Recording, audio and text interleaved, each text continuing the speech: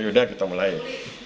Jadi judul skripsimu kan evaluasi penanganan akses reforma agraria di wilayah perkotaan, studi di Kelurahan Giwangan, Kementerian Umbul Harjo, Kota Yogyakarta. Kritik saya yang pertama adalah cara memotong. Cara motongnya ini loh, akselerasi penanganan akses reforma agraria di wilayah perkotaan ini nggak bagus. Nah ini saya kasih contoh cara motongnya. Reformasi, ya, evaluasi penanganan akses, dia sendiri di atas, di bawahnya baru masuk ke reforma agraria di wilayah perkotaan. Jadi kan enak orang di reforma agraria di wilayah perkotaan, studi baru kemudian disebut Kelurahan Giwangan, kecamatan mana, Kota Yogyakarta. Ditulis kecamatannya. Ini nama kecamatan Kementerian Umbul Harjo. Iya Pak, kalau di Jogja biasanya enggak, kalau di desa. Oh, ini kementerian, ini kecamatan. Kalau di kabupaten itu kan Kepanewon. Oh iya. Di kota kementerian Pak. Oh oke. Jadi gitu ya. Udah, berarti kesalahanmu cuma di sini. Ini di wilayah perkotaannya mengacaukan. Jadi evaluasi penanganan akses, terus reforma agraria di wilayah perkotaan. Ya. Oke. Proposalnya di atas ini, jangan di sini. Proposal penelitian. Terus berikutnya, nanti kan kamu saya kasih contoh, kan di WA Group saya kasih contoh proposal saya yang di Pucung itu ya. Itu kan proposal terbaru tahun 2023. Nah di dalam proposal itu kan ada contoh tentang interview guide. Tetapi karena kamu peneliti pemula, nggak boleh pakai interview guide. Kamu pakai kuesioner terbuka. Jadi saya tulis di sini biar kamu nggak lupa. Jangan gunakan interview guide, tapi gunakan kuesioner terbuka. Kenapa? Karena kemampuanmu belum cukup untuk menggunakan interview guide. Interview guide itu apa? Interview guide itu misalnya gini, saya neliti, saya butuh 100 pertanyaan, tapi 100 pertanyaan itu saya tulis dalam 5 poin. Itu namanya 5 poin itu interview guide. Kamu kan peneliti pemula belum mampu itu. Kamu simpan 5 pertanyaan, kemudian dari situ bisa berkembang jadi 100, kan di lapangan nanti kacau. Nah, untuk peneliti pemula, gunakan kuesioner terbuka. Kalau kamu butuh 100 pertanyaan, tulis nomor 1 sampai nomor 100, konsultasikan dengan dosen pembimbing, kalau sudah oke, baru gunakan itu. Ya, itu bedanya kamu sama saya. Jadi saya pakai interview guide, kamu nggak boleh. Karena kemampuanmu belum cukup. Ini nanti disesuaikan, sesuai dengan ini, contoh ini. Lain kali pakai jepitan, kayak gini. Terus ikuti tata tulis STPN. Perhatikan ini. Harus rata kan sini. Ini kan nggak rata kanan tuh. Ya, rata kanan. Ngerti itu maksudnya? Diratakan tulisannya. Iya, masa kalau nggak bisa nanti kamu saya suruh turun ke SMA. Bisa tuh, nih. Ya, itu pokoknya semuanya rata. Ikuti tata tulis STPN, artinya ikuti rata kanan, gunakan hurufnya yang betul, ya. Times New Roman, font 12, spasi 1,5, gitu tuh. Ikuti aturan mainnya, karena begitu kamu nggak lulus itu nggak bisa, ditolak proposal, gitu ya. Oke, jadi, nah sekarang kita masuk ke rumusan masalah. Rumusan masalahmu sudah oke nih. Mengapa perlu dilakukan evaluasi? Bagaimana pelaksanaan kegiatan penanganan akses? Terus kemudian bagaimana dampak? Nah, cuma nanti dilengkapi. Ini kan di Kelurahan Giwangan ya.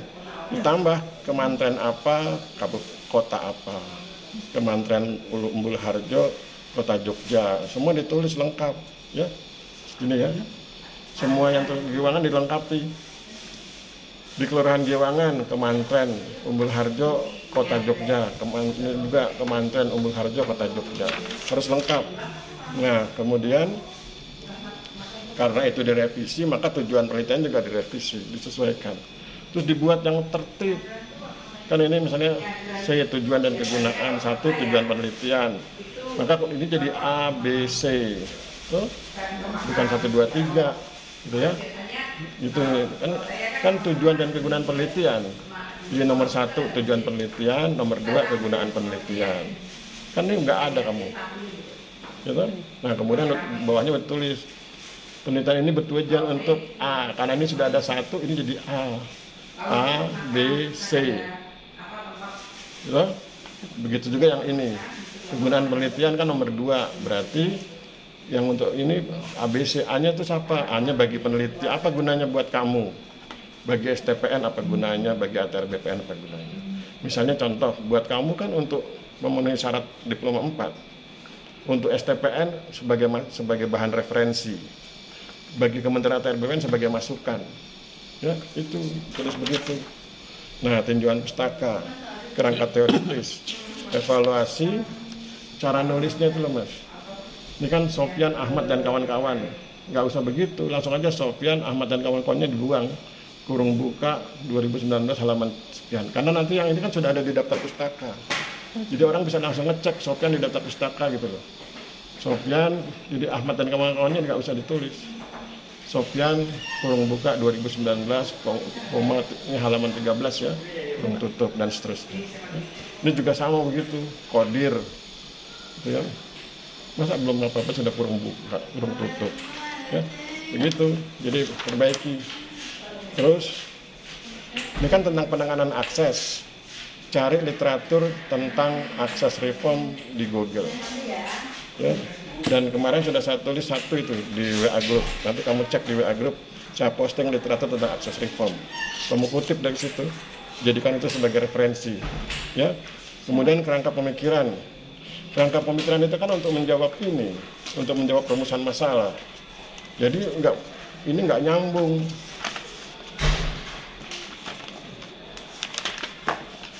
Kita lihat perumusan masalahnya ya. Perumusan masalahmu kan 3. Mengapa perlu dievaluasi, bagaimana pelaksanaan kegiatan, dan bagaimana dampaknya. Maka kerangka pemikirannya itu harusnya begitu. Jadi kerangka pemikiran itu kan nanti ada bagian alir ya, bagian alir kerangka pemikiran nanti itu ya. Nah dibuat bagiannya, jadi poinnya itu 3 itu, mengapa perlu dievaluasi,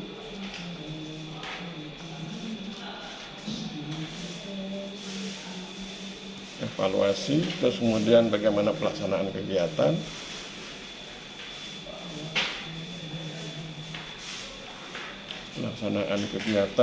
kemudian dampak. Apa yang dievaluasi? Penanganan akses. Jadi di atasnya tulis aja gini, reforma agraria, kan punya 2 cabang tuh. Ini penataan aset, ini penataan akses. Yang kamu ambil kan ini toh, ya ini yang kemudian dievaluasi. Evaluasi dalam hal apa? Dalam hal pelaksanaan dan dampaknya. Begitu kan, sederhana aja. Nah itu nanti kamu cerita di sini, ya, cerita tentang reforma agraria, cerita tentang penataan akses, cerita tentang penataan aset, penataan akses, terus evaluasi, terus kemudian yang dievaluasi ini dan ini. Tulis di sini, kira-kira 3 atau 4 alinea. Ya, tapi basisnya ini, dasarnya ini, gambar ini. Nanti jangan hilang ini gambarnya. Ini kan namanya bagian alir, ini bagian alir. Ini bagian alir kerangka pemikiran. Kamu kan nggak ada. Bagaimana kau bisa bikin kalau nggak ada kerangka bagian alirnya? Ya, itu. Nah, masuk metode penelitian. Metode penelitian nanti lihat yang ada di contoh ya, yang di contoh yang punya saya yang di Pucung itu. Format penelitian, metode penelitiannya kualitatif, pendekatannya deskriptif. Nanti dijelaskan.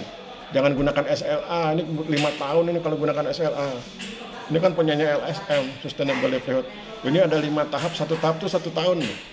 Kamu mau kapan wisudanya? Ya, jadi jangan sembarangan. Jangan gunakan SLA, jadi gunakan pendekatan deskriptif aja.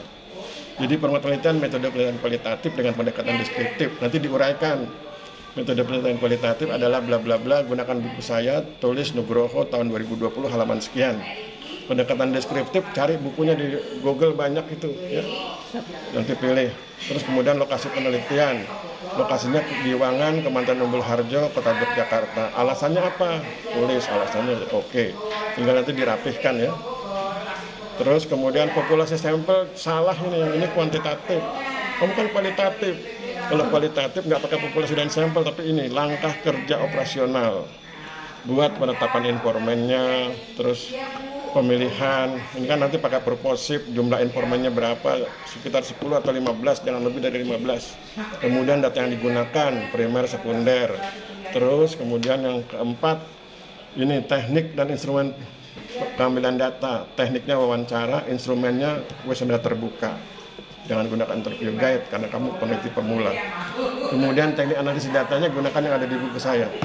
Yang penting tulis sumbernya ya, Nugroho 2020 halaman sekian. Nah nanti kamu lihat yang ada di contoh, kamu buka WA grupmu itu, lihat proposal punya saya, contoh metode penelitiannya di bab 3 itu. Ya, tinggal disesuaikan dengan lokasimu, jangan lokasi saya kamu tulis, nanti kamu di penelitiannya tempat Pak Aris. Gitu ya, oke. Daftar pustaka. Daftar pustakamu miskin. Daftar pustaka minimal 20. 20. Ya, 20. 5 berbahasa asing, 15 berbahasa Indonesia. Nanti digabung 20 itu terdiri dari buku, jurnal, dan website. Ya, bagaimana cara nulisnya? Lihat contoh proposal saya ya. Jadi buku, jurnal, website minimal 20, kemudian 5 berbahasa asing, 15 berbahasa Indonesia. Boleh lebih yang berbahasa asing. Ini minimal ya, jadi boleh lebih. Masa kamu cuma 3? Ya nggak boleh tuh kayak anak TK. Gitu ya. Oke, jangan tersinggung tapi segera dikerjakan. Karena nanti di WA Group akan saya umumkan kapan harus diserahkan ya. Kerjakan secepatnya. Di WA Group itu saya buat kamu ada sekitar 2 kalau nggak salah, 2 literatur yang cocok. Nanti kamu periksa literaturnya. Saya posting 10 literatur di WA Group. Ada 2 literatur yang cocok buat kamu. Oke? Oke, nanti kalau masih bingung WA aja, tapi di WA Group aja kan nggak rahasia. Masih ada 7 menit, Pak. Nggak apa-apa, udah matikan. Kamu mau nanya apa? Ini Pak, yang ini kan judulnya itu dapat dipilihkan ya Pak. Ya, terus?